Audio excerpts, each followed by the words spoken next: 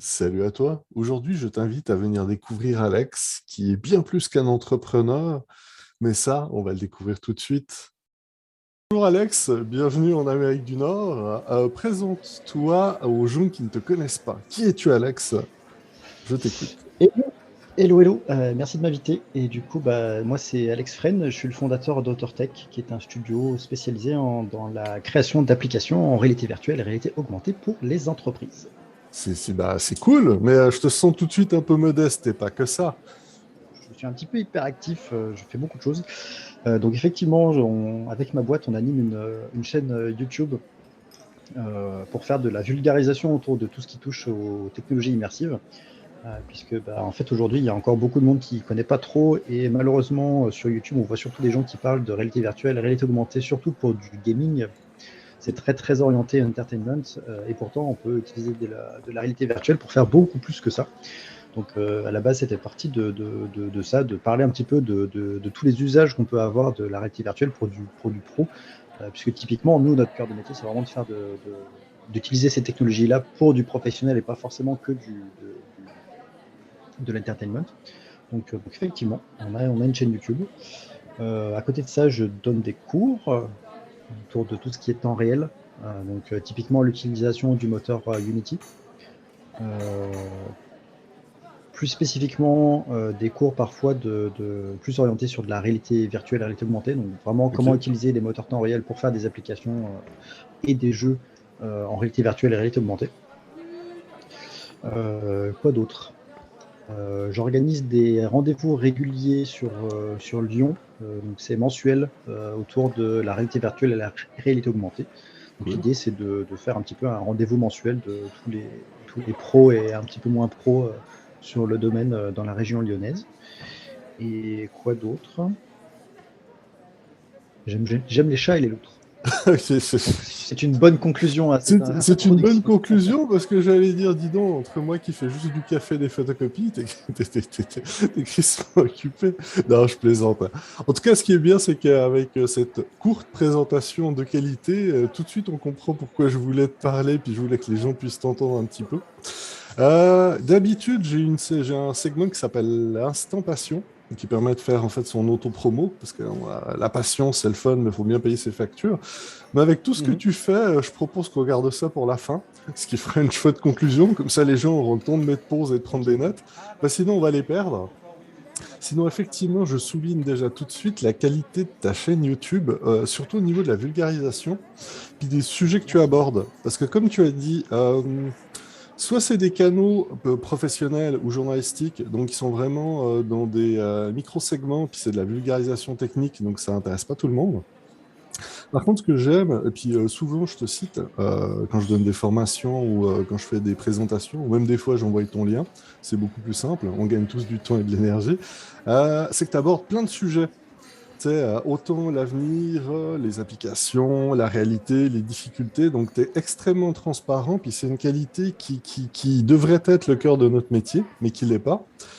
Parce que, puis j'ai le goût de commencer par ça, la VR, tu sais, là, on parle beaucoup de réalité virtuelle, mais pour beaucoup, la réalité virtuelle, c'est de l'AR, de la XR, du métaverse, des vidéos 360, etc., etc. Donc, pour toi, c'est quoi exactement Dans quoi es-tu un spécialiste uniquement de la réalité virtuelle ou est-ce que tu en touches à tout? Je peux aussi inclure le Web 3.0, le Web du futur, etc., etc. Parce que c'est devenu un mot valise, la VR. J'aime ça, les longues questions qui te permettent de réfléchir. Alors, il y a beaucoup de choses dans ce que tu vas dire. Il y a même plus d'une seule question. On va commencer par. Pour moi, réalité virtuelle, c'est pas un terme valise parce que ça dénote une technologie bien précise. C'est les casques de réalité virtuelle, généralement. Donc, je dirais que c'est pas trop ce terme réalité virtuelle qui pose problème aujourd'hui. C'est plus le terme métavers, ou métaverse, si on le prononce en anglais, qui est utilisé à tort et à travers pour parler d'expérience immersive. Généralement, c'est à partir du moment où on a un truc en multijoueur et avec un casque VR, oulala, c'est métavers. Euh, Pas tout à fait. Bon, voilà, c'est un peu comme de dire, je t'invite chez toi pour manger enfin chez moi pour manger une bonne choucroute, et puis tu dis chouette, j'adore les choucroutes, on va manger une choucroute, et tu arrives sur place et il y a un petit pois lentilles. Bah, c'est bon aussi, hein, mais c'est Oui. pas la même chose, tu vois. Donc pour moi le problème il est surtout à ce niveau-là par rapport au terme. Et après, moi plus spécifiquement, mon dada c'est plus la réalité virtuelle que la réalité augmentée. Donc c'est pour ça qu'on parle beaucoup de réalité virtuelle sur notre chaîne, et on fait beaucoup de sensibilisation sur le sujet. Euh, Aussi parce qu'aujourd'hui, la réalité augmentée est un petit peu moins développée que la réalité virtuelle, parce qu'il y a moins de matériel, et aujourd'hui, le principal objet avec lequel on peut faire de la réalité augmentée, c'est un smartphone comme ça. Ouais. Donc on est assez, entre guillemets, limité en termes de possibilités. Je demande encore à voir des paires de lunettes qui permettent de faire de la réalité augmentée, qui sont vraiment à destination du grand public. Genre vraiment. Pas Oui. un effet d'annonce avec des levées de fonds et qui ça mène à rien, tu vois. Oui. Donc voilà, donc après, de par mon histoire, j'ai surtout abordé ces technologies immersives via la réalité virtuelle, et ça reste ma technologie de cœur. Donc on est surtout spécialisé là-dessus. Tu parles de technologie de cœur. T'es tombé, je dis t'es tombé dans la VR en étant petit. Et bah, petit, alors tomber dedans, oui, petit, pas tant que ça, parce qu'en fait, j'ai commencé vraiment de m'intéresser à la VR à peu près au moment où il y a eu le Kickstarter de Oculus Rift, en fait. Ok. C'est-à-dire qu'avant, Ouais. avant ça, j'en avais pas entendu parler plus que ça. J'étais développeur un peu plus classique. Alors, je commençais un petit peu à m'intéresser au temps réel à ce moment-là. Et c'est vraiment, bah, j'ai vu ces annonces-là, je me suis dit, putain, c'est trop cool. Donc c'est vraiment à ce moment-là que j'ai commencé à m'intéresser à la VR, et à commencer à faire des prototypes chez moi, à acheter des casques avec des noms improbables, des trucs open source et compagnie, pour commencer à faire des prototypes un petit peu de mon côté, me dire, ouais, on va s'amuser avec ça. Au début, c'était plus pour du fun, du plaisir, parce que j'avais mon job à côté, donc c'était plus pour prototyper et m'amuser avec ça. Et de fil en aiguille, bah, je me suis rendu compte qu'il y avait du business et que ça y en avait de plus en plus, et suffisamment pour monter une boîte et me lancer à mon compte. Donc j'ai petit à petit dévié. Je suis passé de hobbyiste à semi-pro à pro. Ah bah écoute, bah c'est cool. C'est intéressant de voir que c'est le Rift qui a été, je vais dire, le déclencheur. Parce que souvent, quand je discute avec les gens, soit ils me parlent de films. Pour les plus jeunes, Mhm. c'est Ready Player One. Soit pour les plus anciens, des fois, on parle de Tron.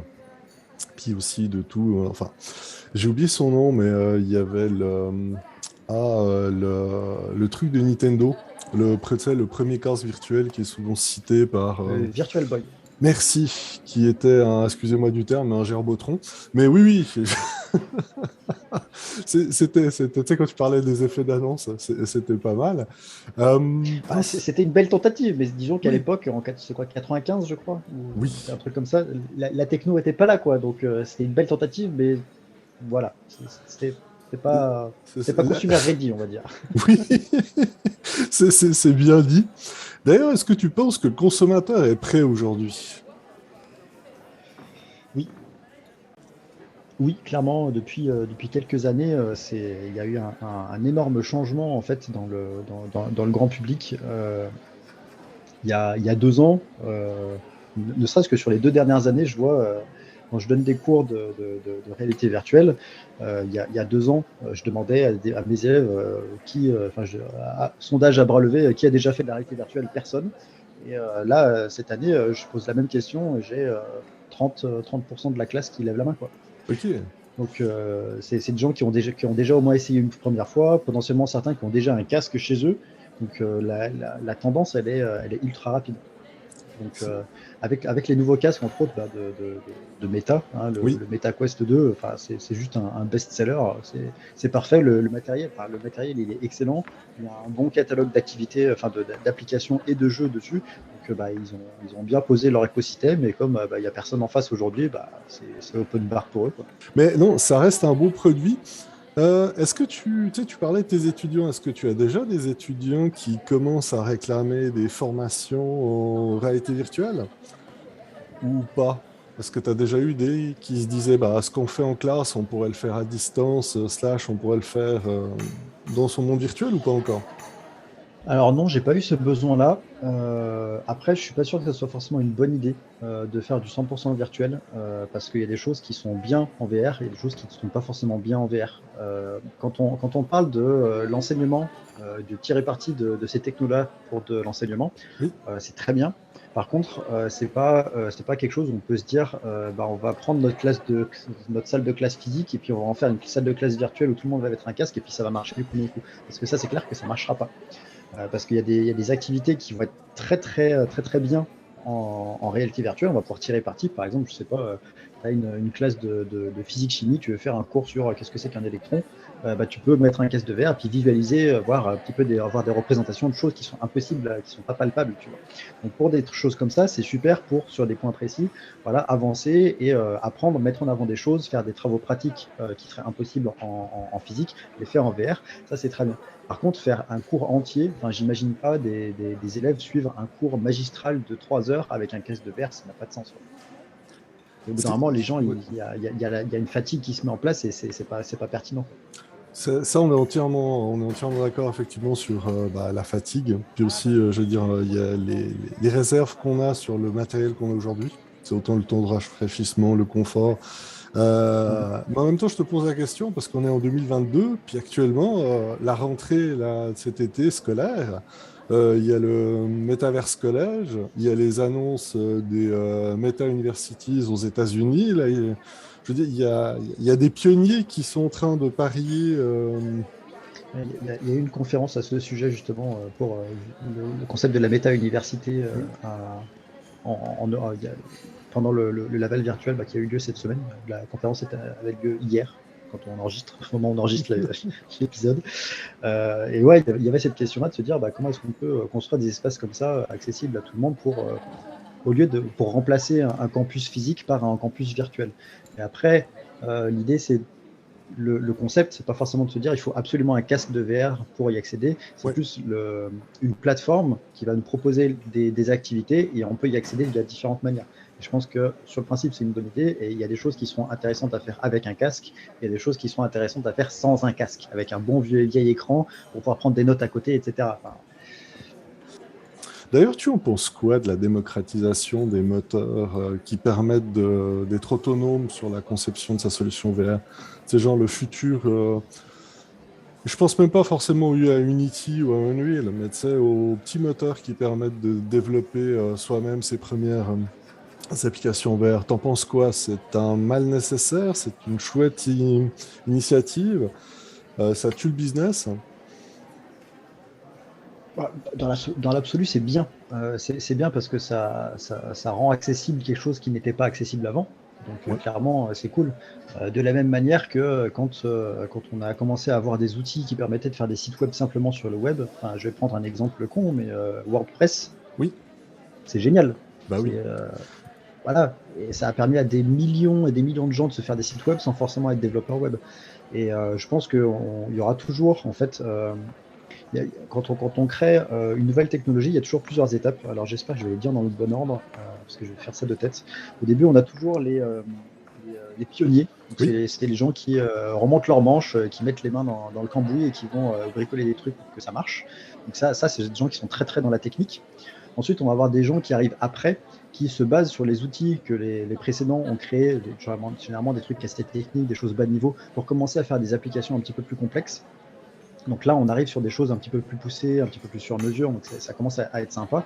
Et après, seulement après, on commence à avoir des outils qui sont du coup beaucoup plus accessibles pour le grand public, où il n'y a pas besoin d'avoir des compétences techniques et qui permettent à quasiment monsieur et madame tout le monde de bénéficier de ce genre de choses-là. Donc, dans l'absolu, c'est une bonne chose parce que ça permet de rendre accessibles ces technologies, ça permet de démocratiser, de permettre à des gens de pouvoir exprimer leur créativité, pour pouvoir, voilà, quand on a des idées, de pouvoir les mettre en forme plus facilement. Après, ça sera jamais on va dire un frein pour l'industrie dans le sens où on sera, quand tu utilises des outils comme ça, on va dire des outils no-code, tu es toujours limité par ce que te permet de faire la plateforme. Oui. Donc à un moment donné, si tu veux faire des trucs spécifiques, il vaut mieux avoir un bon développeur, enfin une solution sur mesure, parce que ça rentrera plus dans le cadre de ce que tu veux faire. Donc ça cassera pas ce business. On va dire que ça a juste supprimé le business où il n'y a pas de valeur ajoutée. C'est comme sur les agences web qui font des sites web à 2000 euros pour t'installer un Ouais. WordPress. Bah, voilà, ça, ce genre de truc, ça n'existe plus aujourd'hui, quoi. Donc on va probablement rentrer dans une phase comme ça pour ce qui concerne les technologies immersives où avant on était obligé de passer par des studios pour faire des choses très très simples. Et maintenant c'est de moins en moins le cas parce qu'il y a plein de solutions qui permettent de faire des choses en réalité augmentée. Je pense à 8Wolf. En réalité virtuelle, ça arrive petit à petit avec les différentes solutions. Oui. Donc c'est surtout sur ces choses-là que, en tant que pro, on va plus avoir on va dire notre billet à faire, mais en même temps, c'est pas forcément des trucs très très intéressants non plus. Donc, on va pouvoir se focaliser plus sur des solutions beaucoup plus pointues, beaucoup plus spécialisées. Et concrètement, être dans la tech, c'est là que c'est le plus fun, quoi. Oui, oui, oui. Puis c'est là où il y a je veux dire, une valeur ajoutée, puis un gagnant-gagnant, C'est ça. c'est-à-dire un win-win. C'est super intéressant ce que tu dis. Tu sais, au-delà des moteurs, tu sais, quand tu parlais des petits budgets, prenons 2000 euros ou 2500 dollars pour ici.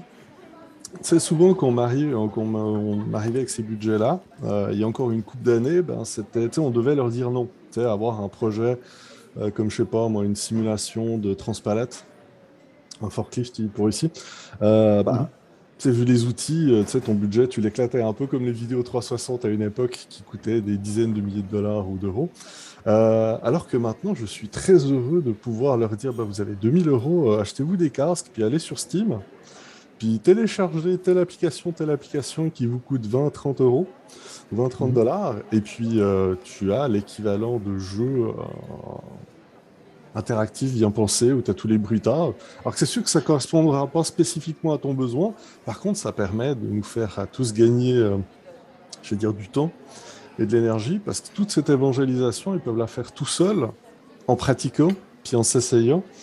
Et puis Mhm. surtout avec les nouveaux outils qu'on a, je veux dire, là on est en avril 2022, je suis jaloux parce que vous avez accès justement officiellement maintenant au nouveau Pico Neo 3, quoi, l'alternative à l'Oculus Quest 2.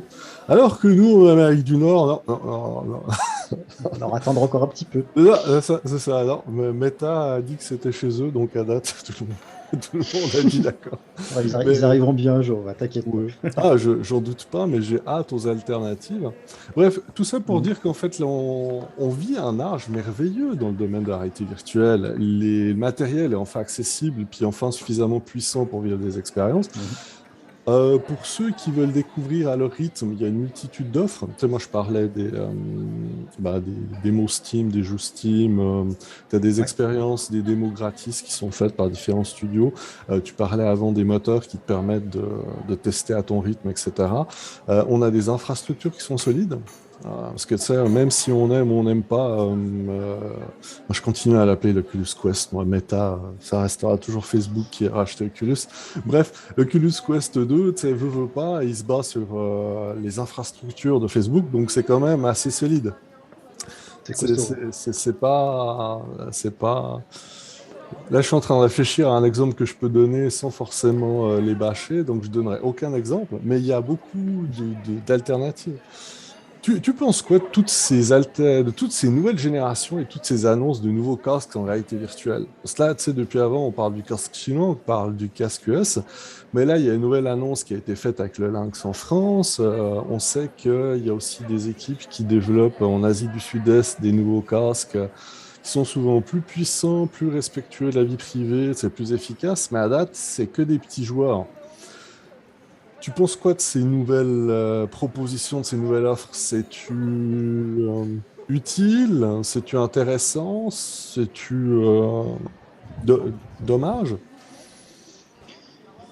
Dans l'absolu, c'est toujours bon qu'il y ait de la concurrence. Oui, À partir de là, moi je suis très content de voir enfin arriver un challenger face à Meta, parce que oui, oui, bah, c'est pas ok. compliqué. Pendant longtemps, je recommandais à mes clients un petit peu à contre-cœur. Bah, aujourd'hui, le meilleur matos, c'est Quest, mais si Oui, vous allez vous emmerder à bosser avec parce que c'est une plaie pour la partie business. Et d'ailleurs, ils ont fermé leur division business. Donc tous les gens qui essaient d'avancer là-dedans, bah, ils se retrouvent un petit peu voilà, démerdez-vous.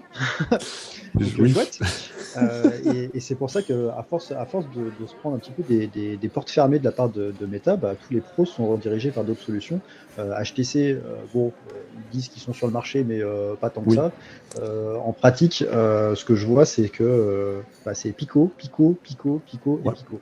oui. Et là, quand je vois qu'ils vont arriver avec un casque qui a vraiment à destination qui marche exactement sur les plates-bandes de Meta, je me dis, eh ben, c'est bien parce qu'on va enfin avoir une alternative pas ultra cadrée autour de ce géant Facebook et de la collecte de données qu'on ne sait pas trop ce qu'il récupère dedans, Ouais. pour se dire, bah, on a quand même une autre alternative. Donc, ouais, Je- je je- trouve que c'est je- une bonne chose. J'abonde dans Et ton pour, sens. J'abonde dans ton... Oui, juste pour vas-y, finir, vas-y. par rapport au casque R1, je suis très content de voir qu'il y a, malgré tout, des petites boîtes françaises qui lèvent le drapeau en mode oh, si, nous aussi on est là. Ça fait plaisir. D'autant plus que j'ai pas eu l'occasion de le tester, mais de tous les retours que j'ai eus, il est incroyable ce casque. Donc Je- j'ai hâte de voir que ça arrive sur le marché et que ça commence à prendre sa place. Alors, j'abonde dans ton sens. Plus il y aura de joueurs, mieux ça sera, plus il y aura d'offres. Après, tu comprendras que moi, le cocorico, je ne l'ai pas forcément, mais c'est sûr que si le Ouais. casque Lynx fait la job, ça sera volontiers. Est-ce qu'il y a-tu un savoir-faire français dans le domaine de la réalité virtuelle? Alors j'aurais tendance à dire oui, principalement sur le sujet de la création, mais aussi sur la partie technique.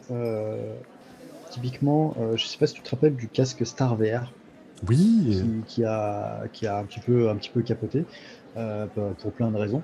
Mais la promesse était quand même assez sympa d'avoir un écran géant avec un champ de vision absolument fou. oui, Et, euh, et en fait, bah, c'est une boîte française qui a développé tout le hardware, qui a fait du rétro-engineering sur les API des écrans pour arriver à mettre en place un firmware pour que ça marche. Donc, pour le coup, j'ai appris ça très très récemment. Je savais pas que c'était une boîte française qui avait bossé là-dessus. Donc, tu vois, il y a plein de, en fait, il y a plein de choses dont on n'a pas notion de l'existence.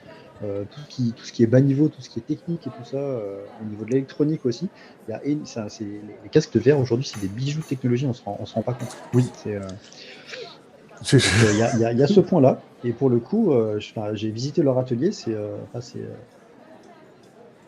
la caverne d'Ali Baba et des composants électroniques dans tous les sens. Enfin, c'est magique, quoi. Donc, déjà, il y a ça. Et, ensuite, je dirais plutôt sur la partie créative, sur comment créer des univers, créer des expériences immersives ou un petit peu moins immersives. J'ai l'impression, en tout cas, il y a beaucoup de boîtes qui sont en France sur ce segment-là, qui font pas forcément des jeux, mais vraiment des expériences immersives qui se Oui, font avec des casques, ou même au-delà de casques, par exemple pour des projections. Je pense, par exemple, aux Nuits de Fourvière. oui. Pas les Nuits de Fourvière, mais la Fête des Lumières à Lyon, pardon. La Fête des Lumières à Lyon, c'est une fête qui a lieu en décembre, dans lequel en fait on vient illuminer la ville de Lyon. Et il y a plein de projections qui sont faites sur les façades des immeubles. Et en fait, il y a des animations comme ça qui sont faites. Donc c'est des spectacles. Et en fait, bah, c'est du temps réel, c'est une forme de semi-réalité virtuelle, dans le sens où ça n'existe pas forcément. Mais en fait, il y a plein de boîtes qui font des expériences comme ça sur des sujets qui sont tellement pointus que personne n'en parle, quoi. Parce que voilà, c'est genre, voilà, on a fait notre expérience pour ce truc-là, et c'est de ultra sur mesure, quoi. Donc il y a beaucoup de boîtes qui sont plutôt bien placées sur de la partie créative en termes de voilà, expérience, contenu. Ouais, pas mal de boîtes dans ce domaine. Ah, est-ce que tu considères que tu as des concurrents à l'heure d'aujourd'hui ou pas? Non, C'est l'avantage non. d'être rapide. C'est ça. Parce que moi, Non, en fait, c'est ça que je trouve génial à faire de la réalité virtuelle aujourd'hui, c'est que mes concurrents, en fait, c'est pas des concurrents, c'est des potes. En fait, on est oui, passionnés par les mêmes choses et on se rencontre et puis on se rencontre, on échange et en fait, on est super content d'échanger parce que bah, ça fait plaisir de croiser un autre fou furieux qui est intéressé par les mêmes sujets, quoi. Donc, c'est plutôt en mode, bah, en fait, j'ai trop de boulot, tiens, t'as pas de la dispo parce que j'ai une demande, je vais t'envoyer un prospect ou un truc comme ça. Et c'est plutôt dans ce sens-là que oui. je parle pas aux autres et je garde tout pour moi, quoi. Parce qu'en fait, il y a tellement de choses à faire qu'on a plus à gagner à se faire passer les informations, à échanger, que à faire faire de l'arrêtation, à faire construire un coffre-fort ou une tour d'ivoire, ça n'a pas de sens aujourd'hui. C'est pour ça que j'aime beaucoup l'écosystème aujourd'hui. J'en profite, ça ne va pas durer. Un jour, ça va changer. Ah, et, si, quand le marché va continuer de se développer, qu'il y aura de plus en plus d'acteurs, à un moment donné, ça va devenir un petit peu plus classique et comme l'informatique, on va dire, de gestion standard. ouais. Donc là, il faudra avoir d'autres arguments, quoi. Alors, je te dirais que, on a le temps. Parce que, oui. Je veux dire, on n'est pas encore quelques années. C'est ça, on a encore quelques années où on va pouvoir discuter. Parce que moi, je travaille à l'international, c'est un rappel que je fais. Donc, je travaille avec du monde un peu partout. C'est vrai que, comme toi, je considère qu'on n'a pas de... on n'a pas de concurrents. Le marché est tellement grand que, je veux dire, c'est plus des inimitiés ou des créations mentales que tu te fais, mais tu n'as pas vraiment de concurrents, quoi. Là, je dis, l'offre est tellement grande, puis les outils sont tellement pas standards qu'à date, on est tous des artisans de plus ou moins grande taille. Ouais. En revanche, c'est un truc qui est vrai, puis que j'ai remarqué ces dernières années, c'est quand tu parlais d'écosystème, puis d'échanger, de discuter ou d'effervescence autour, elle est beaucoup plus élevée en Europe qu'en Amérique du Nord. Je ne sais pas, je n'arriverai pas à me l'expliquer le comment, le pourquoi. Et puis quand je dis ça, je retire la vallée, la Silicon Valley de l'équation, parce que là-bas, ça se considère ça se considère en quartier, puis en endroit. J'en discutais avec quelqu'un récemment en disant que pendant très longtemps, tu devais être à la vallée où tu n'existais pas, dans le milieu je dis des nouvelles technologies, même si j'aime pas le terme. Sauf que ce qui est génial quand tu es à la vallée, c'est que tu vas boire un café, tu vas manger au resto, tu fais un line-up X ou Y. Tu vas entendre 50 idées de start-up, de projets, de trucs. C'est tout le temps, tout le temps, tout le temps, tout le temps. Donc, si tu n'as aucune idée, va passer une fin de semaine là-bas, puis prends des notes. tu vas trouver soit l'investissement. De ce côté, je n'ai pas besoin d'aller à la Silicon Valley pour avoir plein d'idées. De ce côté-là, ça va. Mais, tant mieux. Non, mais je dis tant mieux, c'est un peu le but. Mais je te dirais que c'est au niveau de l'accueil, de la transparence, de l'effervescence, je suis très pas satisfait, mais j'étais agréablement surpris par tout ce qui se passe en Europe. Puis j'ai pas encore réussi à faire le pourquoi du comment en Amérique du Nord. Personnellement, j'essaye de commencer, j'essaie de trouver du monde en Afrique. J'aime pas quand je dis Afrique, mais dans les pays africains et subsahariens. Je travaille fort, puis j'espère pouvoir en interviewer dans pas longtemps, mais qui jouent là-dedans. Parce qu'il y a eu des beaux coups de pub en Afrique du Sud, au Nigeria et autres choses où ils ont fait des belles choses. Mais ils sont soit en dehors des réseaux, soit oubliés, soit en vase clos. Puis étonnamment, eux, tu dois passer par Facebook pour commencer à les voir exister, puis discuter avec eux. C'était en termes de pratique. Puis quand tu parlais des coffres-forts, ça s'appelle l'Asie. L'Asie, c'est une série de mini coffres-forts dans des coffres-forts, dans des coffres-forts. De toute façon, la Chine, c'est un monde dans le monde. Voilà. Ah oui, ça reste fascinant. Puis comme je dis, en 10 ans, ils nous ont tous torchés. Puis même maintenant, tu sais, quand on parle de nos solutions, des choses, il faut rester conscient sur le fait qu'en Asie, même quand on parle de métaverse, tout ça est long, ils ont 10 ans d'avance, les pratiques sont là. Après, il y a beaucoup de choses qui ont été mises au forceps. Tu sais, ça vient pas du bas, mais ça vient d'en haut, puis ils n'ont pas eu le choix. Mais non, ça reste assez fascinant. Puis comme tu l'as dit, on va se clore, on va se fermer. Donc non, je voulais juste souligner la qualité des échanges que j'ai avec les communautés en Europe, puis là aussi en France, où ça bouge beaucoup. Les communautés alématiques, j'ai été surpris en bien, alors que j'ai l'impression qu'en Amérique du Nord, on tourne un peu soit en vase clos, soit en rond, soit toujours avec les mêmes personnes. Puis aussi, on a, plus aux États-Unis, mais on a le réflexe on est les premiers. C'est un peu niaiseux, mais voilà, tu sais. C'est très rare qu'ils aillent chercher ailleurs. Ça va venir à eux d'une façon ou d'une autre. Donc, ça crée des fausses certitudes. Mais bon, comme on dit, là, je suis parti dans tous les sens. Mais pour faire clair, je suis très content des échanges que j'ai en Europe. Je trouve ça génial. Si vous avez l'occasion de discuter avec des compagnies en Europe, je veux dire, vous ne perdrez jamais votre temps. Et le deuxième truc, j'aime bien la position de challenger qu'on a en Europe. Parce que non, il y a encore quelques années, j'avais l'impression qu'on en était un peu soit sur la réserve, soit dans des anciens patterns, tu sais, au niveau de l'administration, des subventions, des outils, puis Mhm. on n'est que européen, puis on a des petits marchés, etc. Alors que là, j'ai l'impression que les nouvelles générations ont pas les dents longues, mais les dents saines. Ça veut dire qu'ils ont plus peur de... bah, la French Tech est un bel exemple entre ce qui était il y a 10 ans puis aujourd'hui, où je n'ose pas utiliser le mot Startup Nation aujourd'hui parce que voilà, mais je veux dire, les gens ont plus peur de s'exporter, les gens ont plus peur de se comparer, d'essayer, donc c'est une belle mentalité.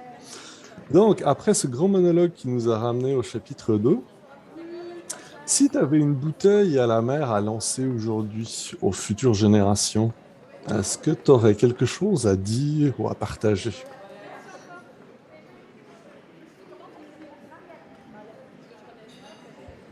Hmm. Et pendant que tu Alors, je réfléchis. dirais aucun rapport avec notre discussion actuelle, mais je dirais probablement pardon de ne pas avoir fait plus pour le climat. Oui, oui, oui. Le tout dans une Voilà. bouteille en PET Dans avec une du bouteille en papier. plastique qui ne se dégradera pas, Mais exactement. oui, tu sais, avec du papier non recyclé, avec de l'encre au plomb, juste pour être sûr. Ah, si tu fais ça, j'ajouterai un post-it. Oups! C'est ça. Ah, voilà. Ah, ça fit tellement avec la vidéo qui vient de popper sous mes yeux là sur la magnifique chaîne YouTube Otter Tech que je vous invite à découvrir. Où c'est ça, J'ai celle que jamais tu as entendu parler. sortie. Non, celle que tu as sortie qui sont les XP en VR les plus insolides, slash les Ah oui. expériences. Puis là, on peut voir qu'il y a une poule sur ta tête. C'est génial. Oui. Tu sais, ça fit. On mettra cette image-là avec le. Désolé. J'assume. J'assume tout ce qui part sur notre chaîne, donc il n'y a pas de souci. Ah ouais, j'ai dit tant mieux, puis oui, c'est le fun. Euh, Pourquoi YouTube? Qu'est-ce qui vous a amené à utiliser YouTube? Parce que j'aime bien le format vidéo, déjà, première partie. De base, j'aime créer du contenu. Donc j'ai commencé au tout début à écrire des articles de blog sur le développement. Et Oui, en fait, de fil en aiguille, j'en suis arrivé à la vidéo parce que c'était un format que je voulais essayer. Et puis j'ai bien apprécié le fait de pouvoir passer autre chose que juste du texte avec les intonations. Il y a une sorte de mise en scène qu'on peut mettre en place, que j'aime beaucoup, qui est importante pour faire passer les informations qu'on veut faire passer. oui. Et donc ça, c'est pour le choix de la vidéo. Et ensuite, pourquoi YouTube? Parce que ça reste la place où partage des vidéos aujourd'hui. Je vois pas d'autres optiques, enfin d'autres plateformes qui soient aujourd'hui en face de YouTube sur le même segment de marché. Oui, Donc, alors certes, on a bien le français Dailymotion, mais bon, oui, oui. voilà quoi. Euh, Bah, et heureusement qu'ils YouTube. existent pour les vidéos Oui, oui, qui bien sont sûr. supprimées YouTube, mais à part ça, oui, effectivement. Mais c'est vrai que tous les autres plateformes qui permettent de mettre en ligne des vidéos sont plus juste des plateformes d'upload de vidéos. Il n'y a pas tout l'aspect social autour. Oui, Et c'est ce qui fait tout l'intérêt de YouTube aujourd'hui, c'est que c'est pas juste une plateforme de vidéos, c'est on peut échanger, il y a des abonnements, enfin, il y a tout l'aspect social autour en fait. souvent, je me fais poser la question, pour pas dire challenger, mais par des gens qui connaissent rien à la réalité virtuelle, qui sont pas du milieu, même des fois qui sont même pas dans le marketing, qui viennent en me posant la question que je vais te poser là, qui est ouais, mais pourquoi vous faites pas tout ça en réalité virtuelle? Puis même certains aujourd'hui me parlent de VRChat. Pourquoi vous faites pas tout ça sur VRChat ou pourquoi vous mettez pas ça directement en réalité virtuelle? Qu'est-ce que tu répondrais à ces gens?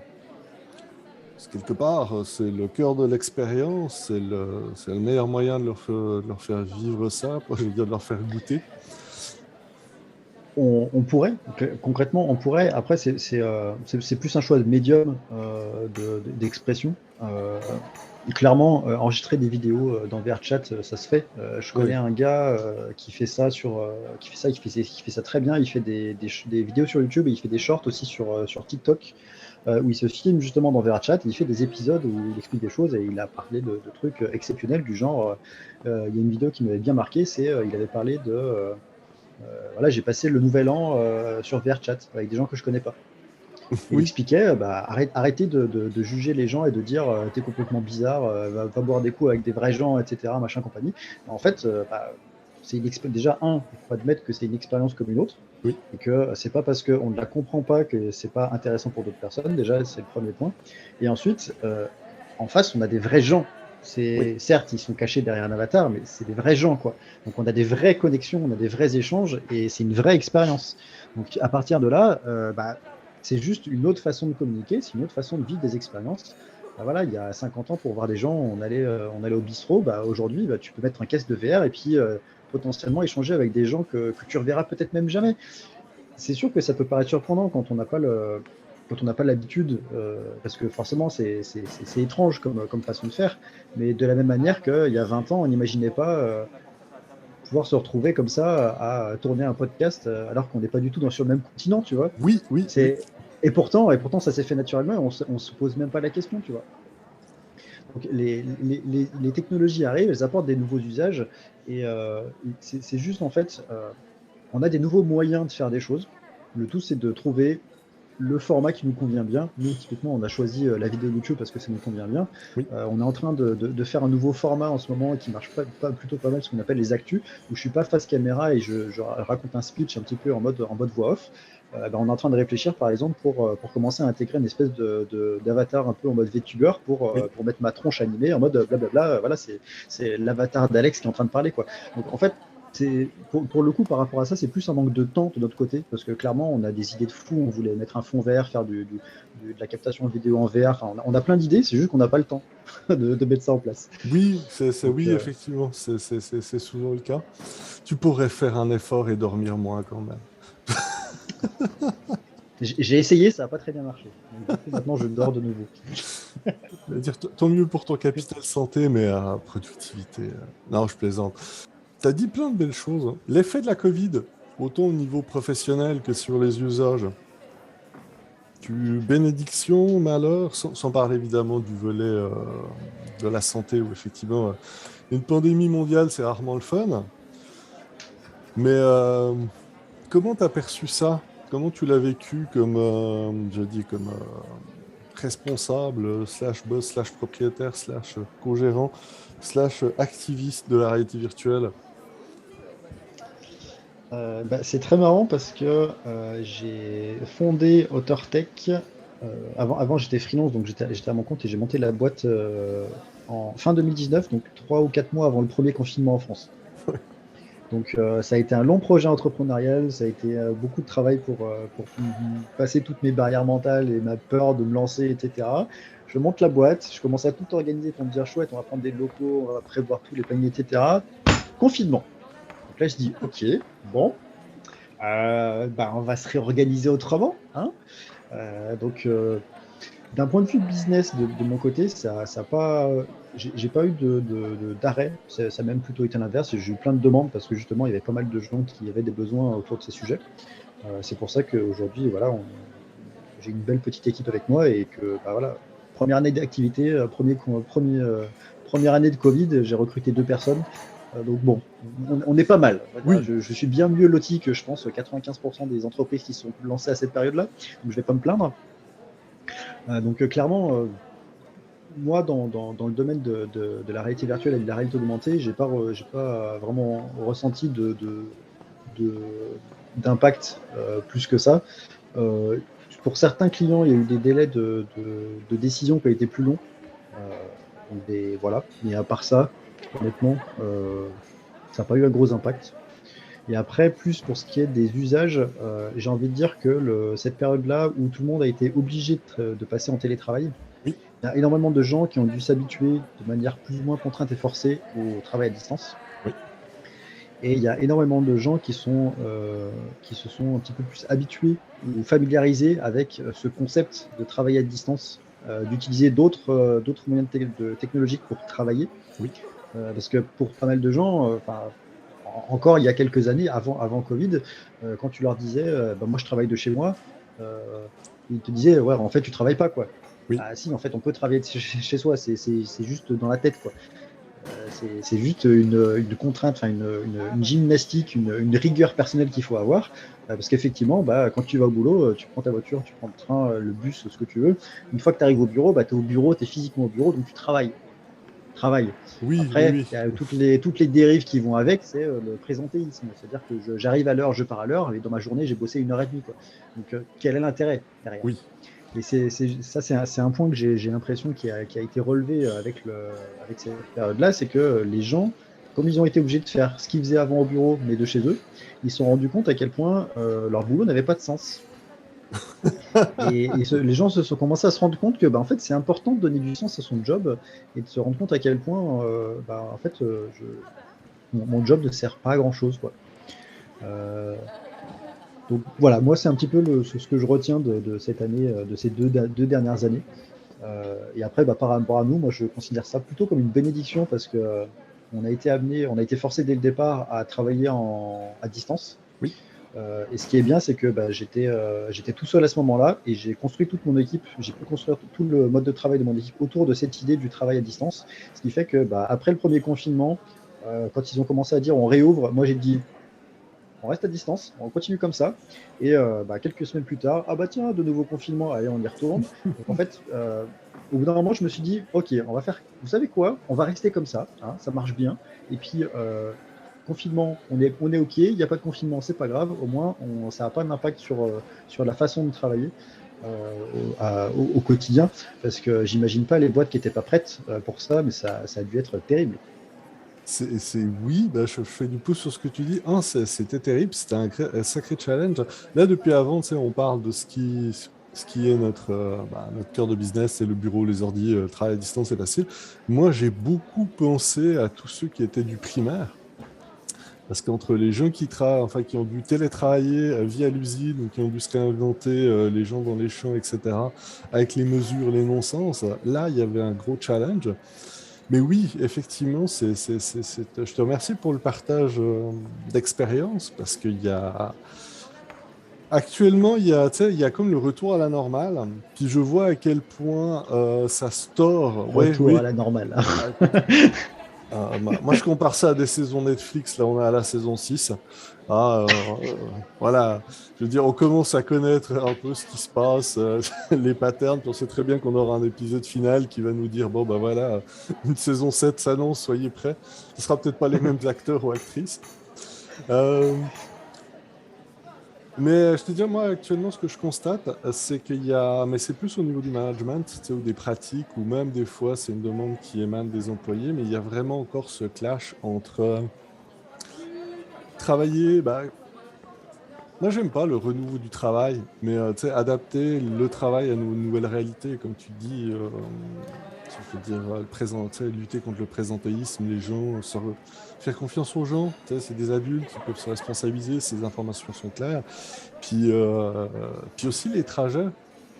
Ça, c'est un truc qui a disparu avec la Covid, mais c'est impressionnant pour certains ou certaines, le temps que tu passes dans le trafic. Puis avant, c'était sympa. Mais bon, je vais refermer le couvercle parce que ça reste du cas par cas. Certains ont besoin du contact, certaines ont besoin du trajet pour avoir une coupure. On a aussi vu que les réalités n'étaient pas les mêmes pour certains, certaines. Entre, je dis, Après, par rapport à ce sujet, il y a un point que je trouve assez intéressant, c'est au niveau du management. C'est qu'il y a beaucoup de boîtes, de grosses boîtes, qui se sont construites autour d'un management autour du contrôle, en fait. C'est-à-dire, faut absolument vérifier si les gens font bien leur travail. Tu vas pointer, je vais venir vérifier, passer derrière toi, vérifier si tu travailles, etc. Et en fait, les boîtes qui manageaient comme ça se sont retrouvées complètement perdus quand ils sont passés en télétravail parce qu'ils ne pouvaient plus faire ça.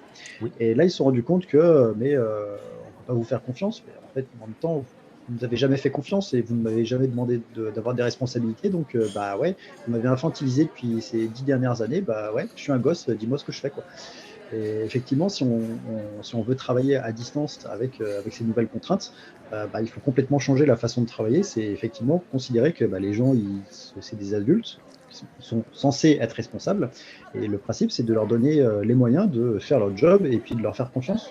Juste Ouais. dire, bah voilà, si tu as un problème, tu m'appelles, et puis construire un cadre de travail où les personnes peuvent faire leur métier et mettre en application leurs compétences, et sortir aussi de ce carcan de tu es censé faire X heures par jour.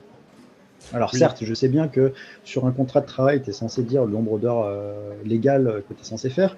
Moi, ce que je dis à mes employés, c'est si vous bossez 4 heures dans la journée, je m'en fous. Si la liste de votre tâche est faite, je suis content, quoi. Et tant mieux pour vous. Ouais. Moi, là-dessus, moi j'ai la même philosophie que toi au niveau de la job, mais je vais quand même pas jouer l'avocat du diable, mais je vais nuancer un petit peu. Euh, Déjà, il y a deux aspects super importants. Le premier, il faut pas oublier que tout ça s'apprend. Tu sais, c'est pas forcément inné. Ah oui, bien sûr. Tu sais, il faut accompagner, il faut gérer. Mm. Selon le type d'études ou l'expérience que tu as, puis je parle d'expérience de vie aussi, tu sais, ça peut être aussi bête qu'être étudiant dans une ville à l'extérieur, dans ton propre appart, bah, tu es obligé d'apprendre plein de choses, hein, l'autonomie, gérer, etc. Ah oui, Euh, ça c'est sûr. puis versus aussi un autre élément, c'est pas oublier ceux qui ont besoin de cette, de ce système. Je dirais pas ancien système, mais tu sais, qui ont besoin d'avoir un horaire, qui ont besoin qu'on les accompagne. Pas forcément qu'on leur dise quoi faire, mais tu sais, qu'on fasse des suivis et tout. Moi, un Mhm. des trucs que j'avais rajouté pendant la Covid, parce que certains avaient besoin de, tu sais, quand même de ce lien social, moi, je faisais des cafés. Tu sais, le fameux truc physique où tu vas boire un café avec quelqu'un, bon, je le faisais à distance. Puis des fois, c'était impressionnant comme juste être connecté en micro avec quelqu'un, puis l'écouter travailler pendant que toi tu travailles. Tu sais, juste faire comme si virtuellement tu étais, permettait à la personne d'avancer, puis de la lancer, puis tu sais, tu fais pas ça tout le temps parce qu'on a tous de la job, mais je veux dire, tu sais, tu l'accompagnes, l'impression qu'il y a une présence. Mhm. Par contre, c'était, puis ça reste un beau défi, mais oui, euh, moi, je te dirais que le vrai deal actuellement pour les entreprises de la tech et un peu les autres, c'est au niveau des RH, parce qu'il y a encore beaucoup d'organisations, puis là, j'inclus autant l'Amérique du Nord que l'Europe, qui sont coincées dans l'ancien système. Je te dirais qu'il y a les jeunes pousses comme ta compagnie ou les nouvelles qui ont compris que tu peux travailler avec n'importe qui, de n'importe où. Puis tant que la job est faite de qualité, ben, c'est que des facilitateurs, versus bah, il y a encore des salons de l'emploi, il y a encore des gens qui te demandent d'être dans un rayon de 20-30 km du bureau, d'autres qui te disent que tu dois être là tous les lundis, tous les vendredis. Je veux dire, tu sais, encore ce... Moi, souvent, je rigolais, enfin, je rigolais pas, euh, puis je vais rebondir là-dessus. Tu sais, souvent, les jeunes développeurs dans l'industrie du jeu vidéo, parce que j'ai tourné là-dedans, hein, tu sais, ils me disaient, mais quelle étude je dois faire pour faire ça? Bah, est-ce que tu as fait des jeux vidéo? Ah non, bah fais-en. C'est aussi bête que ça. Je veux dire, ce sera ta meilleure école et ton meilleur CV et ton... Oui, Mhm. mais les grands studios, ils vont dans les écoles. Oui, les écoles vont te donner un cadre, ils vont te former, puis ils vont aussi te permettre de te faire un carnet d'adresses chez certains. Mais Mhm. la meilleure école, c'est faire des jeux vidéo. Tu n'es pas obligé de faire que 3 ans je dis 3 ans de... Bon, euh, il y a des plus, des moins, mais tu sais, le mieux, c'est essaye. Tous les outils sont là. Je veux dire, tu as des vidéos, tout est gratis, même les moteurs comme Unity quoi, sont Mhm. gratis. Euh, Comment ils s'appellent là? Même sur PlayStation, tu peux faire des jeux vidéo là, avec leur moteur, j'ai oublié le nom. Bref, il a eu son petit succès. Mais tu sais, c'est un peu comme tu veux devenir forgeron, bah forge, essaie-toi. Surtout que le ticket d'entrée est extrêmement accessible, puis que tu peux bosser avec n'importe qui depuis n'importe où. Est-ce que ça, Ouais. qu'est-ce que tu en penses? Oui, oui, clairement. Euh, Clairement. Aujourd'hui, quand on bosse dans un domaine comme étant de l'informatique au sens large, on n'a pas besoin d'être physiquement au même endroit pour travailler Oui, avec toutes les technologies qui existent, avec toutes les infrastructures qui existent. C'est pas nécessaire en fait. Donc, j'ai envie de dire, monter aujourd'hui une boîte en 2022 et vouloir absolument avoir un bureau et que tout le monde soit au même endroit, je pense que c'est pas une bonne idée en fait. oui, Parce qu'on se restreint à devoir recruter que des gens qui sont localement autour de chez toi, de ta boîte, dans un certain rayon.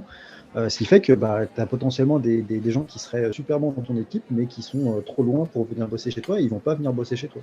Moi, là, je vois dans mon équipe, On est éparpillé partout en France. J'ai quelqu'un au Puy, j'ai quelqu'un à côté de Poitiers, j'ai quelqu'un qui va déménager de vers Genève vers Paris, et j'ai quelqu'un vers Amberieu. Donc, tu vois, en fait, et moi je suis à Lyon. Donc tu vois, en fait, on est partout en France. Euh, je m'en fous en fait. Je les vois 2 fois par jour dans nos points réguliers, on s'organise, on est bon, on communique par visio ou par téléphone quand on a besoin. Ça marche très bien en fait. Et c'est ce que tu Et ça disais a avant. l'avantage d'apporter un énorme confort parce que, Oui. enfin, je veux dire, moi là j'ai un de mes gars qui me dit bah tiens, il va falloir que je déménage à Paris, est-ce que ça pose problème? Je m'en fous. Tu fais ce que tu veux. Et tu me dis juste si tu as besoin de poser un jour de congé pour déménager, il n'y a pas de souci. Et puis voilà quoi. Il faudra juste me donner ta nouvelle adresse pour les C'est bulletins de ça. paye, mais au-delà de ça, je m'en fous en fait. C'est bah oui, hein, c'est juste. Puis deux, tu sais, c'est ce que tu avais dit avant. C'est important de rappeler que ceci ne retire pas le côté social ou le côté faire partie d'une équipe ou tu sais, tout Ah, ce qu'on dit que tu c'est là qu'il crées, faut, quoi. c'est là qu'il faut faire attention justement parce que si on prend juste un modèle en bureau et qu'on le transcrit à distance, ça marchera pas parce que justement quand on est au bureau, il y a des échanges sociaux qui se font naturellement parce qu'on est physiquement au même endroit, Oui. qui ne vont pas se faire automatiquement quand on est à distance. Donc il faut penser à ça, effectivement, sur l'idée de faire un petit peu le café ou de se mettre en vocal juste pour bosser ensemble, puis pour pouvoir échanger comme ça par-ci par-là. Nous, on l'a eu fait et on le fait de temps en temps parce que bah ouais, c'est agréable de se dire on bosse sur des trucs et puis on peut échanger comme ça. Euh, nous on a mis en place un rituel à hauteur tech, c'est qu'on fait, on fait 2 visios par jour. Ouais. On en fait une le matin en début de journée, donc c'est un petit peu le stand-up agile classique, sauf qu'on l'a multiplié et on le fait le matin en début d'après-midi, le matin en début de matinée et l'après-midi en début d'après-midi. Ce qui fait que ça nous fait on a au moins deux points par jour ensemble où on peut échanger, on peut se voir surtout, ça c'est important. Et le reste de la journée, généralement, selon le travail, on se travaille soit en solo sur notre projet, soit en binôme. Et après, on échange par chat ou on se fait d'autres visios dans la journée si besoin. Et ça marche très bien comme ça, quoi. Mais c'est vrai qu'il faut penser à ces échanges-là et pas se dire que ça va se faire naturellement parce qu'aujourd'hui, c'est pas forcément naturel, justement. Oui. Donc, il faut potentiellement déclencher ces échanges, forcer un petit peu ces échanges pour qu'il y ait cette communication qui se fasse. Bah, oui. Puis doublement oui. Puis effectivement, c'est important de les provoquer. Puis aussi rappeler à certains que toutes ces méthodologies, ces pratiques s'apprennent. Tu sais, autant quand tu es gestionnaire ou directeur, puis que tu n'as jamais travaillé comme ça, c'est pas de la science infuse. Tu as aussi des trucs essais-erreurs. Parce que là, tu sais, on parlait de façon très utilitariste, mais il faut aussi, je vais dire, j'aime pas le mot protéger, mais il faut quand même pouvoir, bah oui, utilisons le mot protéger, tu sais, l'employé contre lui-même. Tu sais, que ça soit de ne pas trop s'investir, prendre du temps, si jamais il y a des soucis, avoir des canaux de communication sécurisés, pouvoir l'aider à s'autogérer, l'accompagner. Puis ça peut être aussi bête que, comme tu disais, avoir le temps de déménager pour pas avoir plus de stress, ou quand même se créer ces petites zones d'évasion. À l'époque, quand j'avais Mobox Studio, nous on jouait on faisait des FPS tous les vendredis. Puis les FPS ont été remplacés par des board games. Puis je faisais des cafés aussi de façon aléatoire, mais on était dispatchés, donc on travaillait à distance quoi qu'il arrive. Mais ça permettait pour certains de se réunir puis de quand même avoir ce côté. Puis rien que déjà le FPS du vendredi, ça permettait de régler plein d'histoires, plein de trucs. Ça c'est quelque chose qu'on a eu fait pendant un temps. C'était le mercredi gaming, ce qu'on appelait. Et on Ouais. se retrouvait ensemble pour jouer. Donc on a joué à pas mal de jeux, genre Borderlands, Minecraft, des trucs comme ça. On a un petit peu arrêté en ce moment parce que voilà. Bah oui, On est passé un petit peu à autre chose. Puis voilà, faut pas forcer les gens à faire des choses qu'ils n'ont pas envie de faire. en plein ça. Mais ouais, et clairement, ça c'est une des choses que je mets aussi en avant avec mon équipe, c'est en dehors des points et des réunions qu'on a, en fait, vous organisez votre journée comme vous voulez. Si tu as besoin d'aller faire des courses, tu dis juste, je vais faire mes courses, je suis pas là, donc essayez pas de me ping, je reviens, et tu vas faire ta vie, quoi.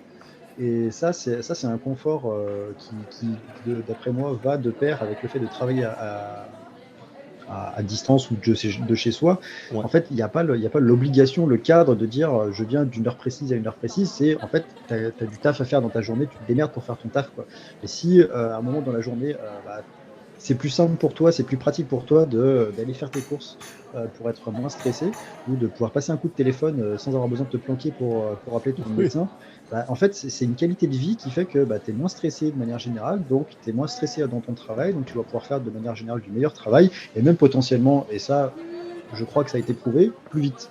Oui. Donc à partir de là, c'est juste idiot de ne pas le faire en fait. C'est toujours particulier de discuter avec quelqu'un avec qui on est d'accord à 100%. Euh, c'est ça. Non, moi je compléterais juste l'élément, enfin, tout ce que tu dis, j'aurais pu le dire. Bon, moins bien que toi, bien sûr, mais j'aurais pu le dire pareil. Euh, Deux éléments que je compléterais, c'est le un, effectivement aussi armer les gens. Parce qu'il faut, tu sais, au-delà de la communication, tu sais, la communication utile, efficace, puis aussi les armer pour moi je vais appeler ça de la négociation, mais c'est le règlement de conflit. Parce que tu sais, quand tu parlais de donner une forme de liberté sur, bah écoute, moi j'ai rendez-vous à 4 heures ou moi ça me tente pas. Oui, mais moi j'attends sur ton truc, puis moi je pense que. Tu sais, le fameux moi je, ce qui réapparaît souvent, ça arrivé à une certaine période quand tu es dans ton écosystème chez vous. Discuter avec enfin, équiper les gens pour qu'ils puissent discuter entre eux, puis s'entendre entre eux, puis pouvoir négocier, ou trouver un consensus, sans tomber dans le piège de de retomber dans une dynamique de bureau qui est que tu repasses par ton chef qui va décider pour tout. Puis là, on repère un temps fou à faire de la gestion, de la gestion d'équipe. Ça, tu devras toujours en faire, mais pour des choses qui auraient pu être réglées simplement, juste si les deux personnes se parlaient. Mais pour ça, il faut les équiper. Ouais. Je pense que ça passe aussi une grosse culture d'entreprise. Enfin, moi, Oh, je sais que oui. c'est quelque chose que j'essaye beaucoup de mettre en place, c'est de parler en permanence du fait que bah, c'est pas chacun dans son coin, c'est on est tous une équipe et c'est pour reprendre une formule je crois que c'est Gary Vaynerchuk qui dit ça, c'est ce que je dis à mes équipes, c'est vous bossez pas pour moi, en fait, vous bossez pour AuthorTech et c'est moi qui bosse pour vous. C'est moi, mon job, c'est de faire en sorte que vous ayez tout ce qu'il faut pour faire votre job et faire tourner la boîte. Donc à partir de là, déjà, ça casse un petit peu cette notion de hiérarchie, même si au final, c'est moi qui envoie les virements de salaire, si Oui. tu veux. Mais j'essaie de mettre en place effectivement cette optique où on est tous dans le même bateau et si c'est la merde, c'est la merde pour tout le monde. Si ça va bien, c'est bien pour tout le monde. Ce qui fait que bah, ce genre de problématique, elle se pose pas parce que tout le monde arrive à s'arranger en fait. J'ai pas à perdre du temps sur ce genre d'arbitrage parce que les gens s'auto-organisent sans moi Oui. quoi. Je veux Et dire, ça on en c'est bien. reparle, c'est bien, puis on en reparle quand WaterTech, c'est 2000 employés sur tous les fuseaux horaires. Non, je te le souhaite, si c'est ce que vous voulez, ce que tu veux. Tiens. Bah, ça aussi, c'est important de savoir On verra. s'arrêter. Attends. Ne jamais dire jamais, donc je dirais on verra. Et dans 10 ans, il y aura une tour en face de la tour Eiffel où ça sera écrit WaterTech. Exactement. Ne jamais dire jamais. Ok, d'accord. Avec la On nouvelle verra. puce, avec la nouvelle puce Metaverse Plus directement branchée dans la Bienvenue dans le Otterverse. Ah, si ça existe, et ici vous l'aurez entendu en premier, j'insiste là-dessus. C'est cool. De quoi on a besoin pour passer à la prochaine étape? Là, je parle vraiment en termes d'industrie.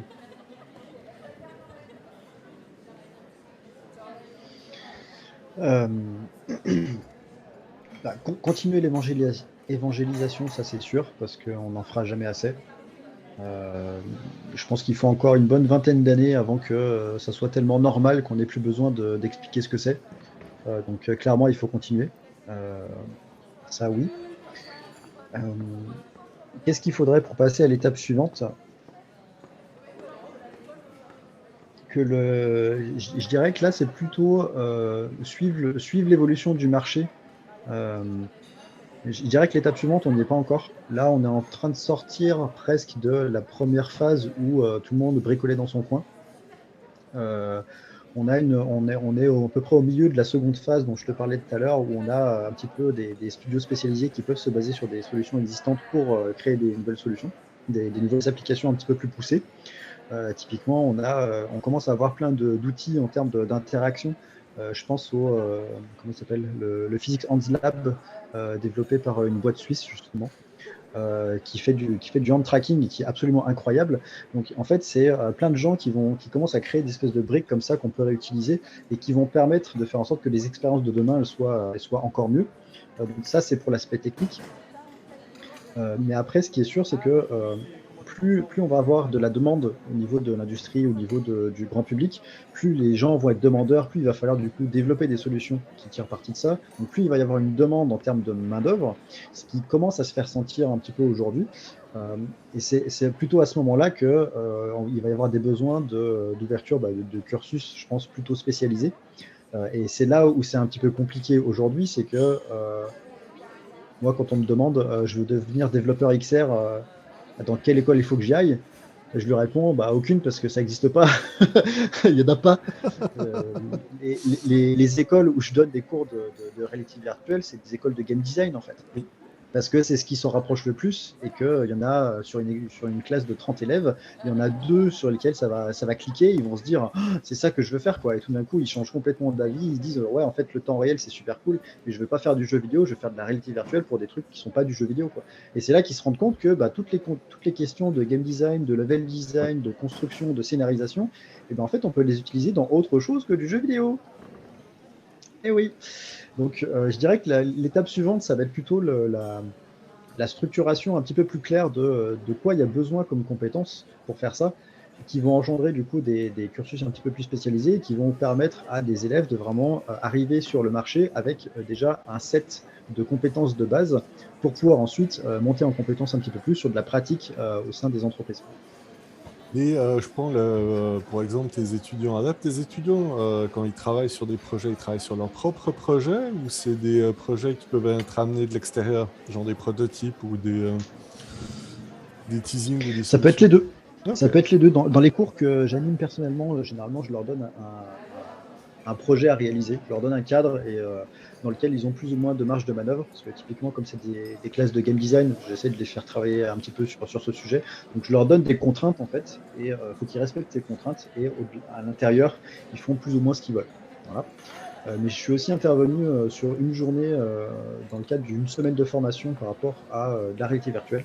Oui. Donc, j'ai spécifiquement parlé plus de l'aspect métavers, comment intégrer toutes les problématiques autour de ces questions-là. Et pour le coup, dans ce cadre-là, c'était un projet donc, sur une semaine et ils avaient un client final qui du coup avait un besoin. Et Oui. sur une semaine, ils se sont organisés pour produire une solution pour le client. Donc c'était surtout orienté autour d'une visite, 360. Donc Ouais. c'était relativement simple. Mais l'idée c'était de leur dire, voilà, on vous donne une semaine, on vous donne pas mal de cours, on vous accompagne sur les sites pour faire les captations, etc., le stitching, machin, compagnie. Et il y avait aussi d'autres parties où on leur expliquait plus pour aller plus loin. Et c'est dans cette partie-là que moi je suis intervenu pour leur dire, en fait, la réalité virtuelle, ça va un petit peu plus loin que la photo 360. Et c'est Oui. là qu'on a parlé des interactions en VR, qu'on a parlé du métavers, des NFT, du Web3, de la décentralisation, de toutes les problématiques et les questions que ça pouvait poser, pour en fait leur ouvrir un petit peu les chakras et qu'ils se rendent compte de quels sont les genres de choses qui sont possibles. Donc il y a les deux formats qui sont jouables. Tout à l'heure, on parlait de est-ce qu'il n'y allait pas y avoir besoin de nouveaux métiers, et clairement pour moi ça c'en est un qui va apparaître, c'est designer d'expérience en réalité virtuelle. Alors, on se rend pas compte à quel point c'est hyper complexe en fait.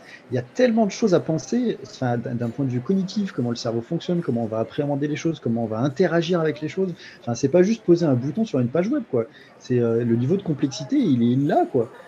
Et ça, aujourd'hui, je pense clairement, une fois que toutes les problématiques techniques d'interopérabilité elles seront Ouais. réglées, qu'on aura des outils qui sont bien stables, des solutions comme OpenXR qui sont vraiment supportées partout, qui Oui. font qu'on n'a plus la problématique de ça va fonctionner sur tel casque ou tel casque.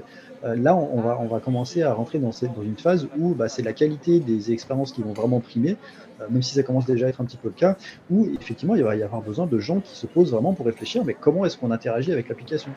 Parce que sérieusement, il y a certaines applications, mais la prise en main, mais c'est horrible, quoi. Oui, oui, oui, alors que ça devrait être le fun et que tout est bien fait, mais oui. Puis dans notre cœur de métier, l'expérience fait tout. C'est, tu sais, En fait, je dirais même c'est comme partout, un client insatisfait, il l'est une fois, puis c'est fini. Mais en fait, c'est ça que je trouve terrible, c'est que comme les gens ils n'ont pas de point de repère, en Oui. fait, ils voient ça, ils se disent c'est trop cool, on va faire pareil. Et quand toi tu vois ça, que tu dis mais au secours, c'est complètement bête. Et ben, les gens ils te disent non mais enfin t'es bizarre quoi. C'est juste que t'es trop le nez dans la tech, et t'es trop dans le futur quoi. Je fais, bah ouais mais bon votre truc il est pourri quoi. Vous vous rendez pas compte mais c'est nul. On peut faire Oui, mieux. le temps filant, mais c'est toujours pareil quand on est en bonne compagnie. Je te remercie encore pour le temps que tu m'accordes et que tu nous accordes. Avec plaisir. Est-ce que tu aurais un commentaire ou quelque chose que tu aimerais nous partager? Tu sais, la fameuse question que je t'ai pas posée, puis tu dis, ah, j'aurais voulu dire ça. Comme ça, je suis sûr que tu te coucheras ce soir sans ruminer rien que ce soit. Est-ce que tu as un dernier truc qui te brûle la langue, les doigts, tu dis, ah, mais je veux en parler, ou j'aimerais que ça se passe comme ça? Euh, Là, comme ça, j'ai pas de sujet particulier, si ce n'est, ouais, continuez de vous renseigner, apprenez des choses, et surtout, arrêtez de mettre le terme métavers de partout, il n'est pas question de métavers. Je pense que ce serait surtout ça. Et ce terme est devenu un petit peu un sac à on fourre tout dedans, on sait pas trop ce que c'est du temps réel, c'est en réalité virtuelle, allez, métavers. Et autant pour que le grand public fasse cette erreur, je peux le comprendre. Quand je vois des confrères qui utilisent ce terme-là Oui. à tort, ça a tendance à me chauffer l'arrière des oreilles et à me donner envie de crier très fort. Parce que, en fait, à utiliser ce terme-là, les gens dans le grand public ou même les gens à qui ils communiquent, les professionnels, ils associent les solutions qui sont supposément proposées à la vente à ce que les gens connaissent du métavers, Oui. c'est-à-dire Ready Player One. Oui. Et ce qu'ils proposent, c'est pas du tout ça. Mais alors, pas du tout.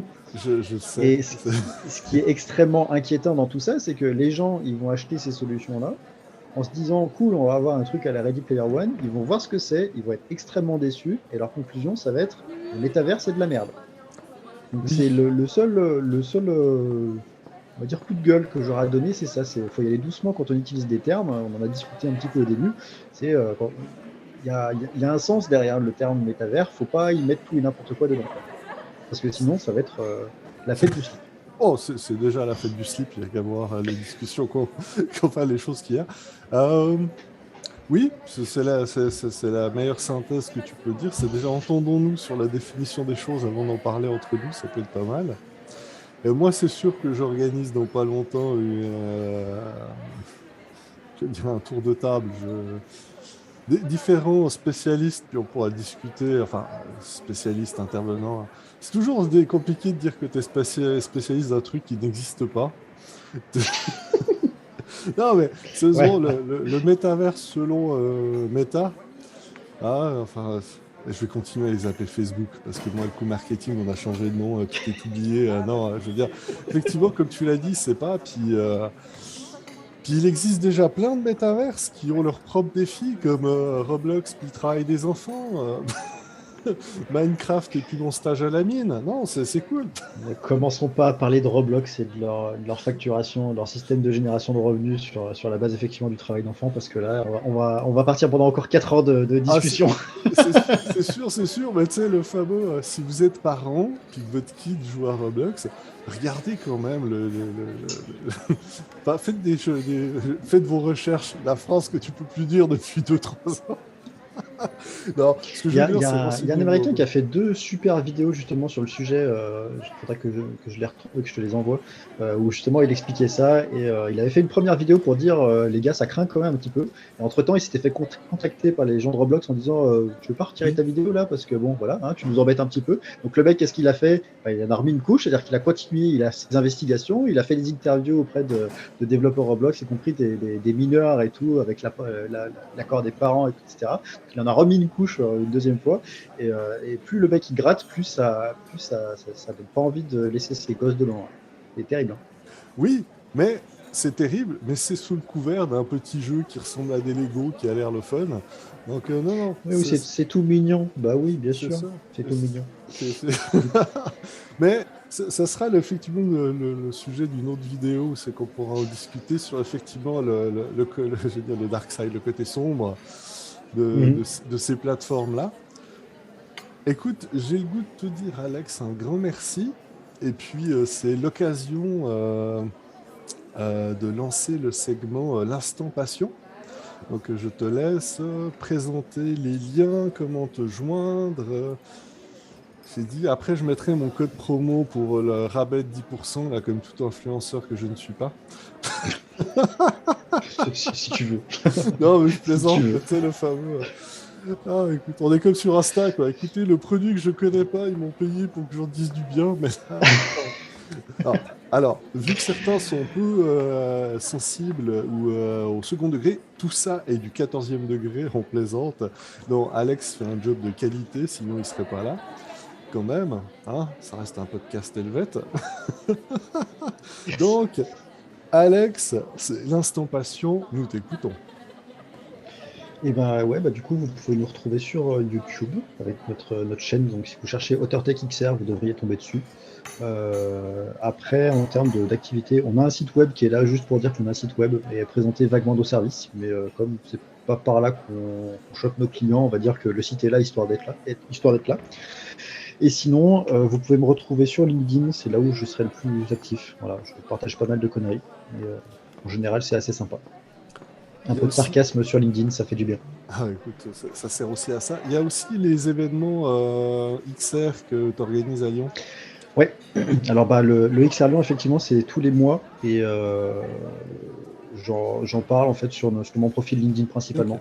Donc si vous voulez être tenu au courant de ces trucs-là, suivez-moi sur LinkedIn et vous verrez ça passer. C'est toujours un réel plaisir de pouvoir échanger avec toi sur ces sujets, mais effectivement, comme on s'en est rendu compte, il y en a plein. Donc c'est sûr que je te Il faudra réinviterai. me réinviter sur un autre sujet, hein. C'est ça, c'est sûr que je vais t'inviter. Et c'est sûr que pour le tour de table, le métaverse, il y a déjà une chaise avec une petite étiquette à ton nom. Ça va être assez plaisant parce que oui, on a encore beaucoup d'évangélisation et d'accompagnement à faire pour pouvoir amener tous ces beaux projets à maturation, que ce soit fait par nous ou par d'autres. Mais j'allais tellement finir avec on a de la job, mais Ah bah quel si, job, j'allais dire la même chose, c'est ça. il y a du boulot. Ouais, Complètement. sauf que c'est cool, pour vrai, c'est cool. Ah bah oui, c'est très bien. Donc c'est C'est le très fun. très bien. Donc un grand merci encore à Alex et merci tout le monde pour nous avoir écoutés et bye bye, salut. Voilà, c'est fini. Un grand merci à toi pour ton écoute et j'espère te revoir bientôt. Bye bye.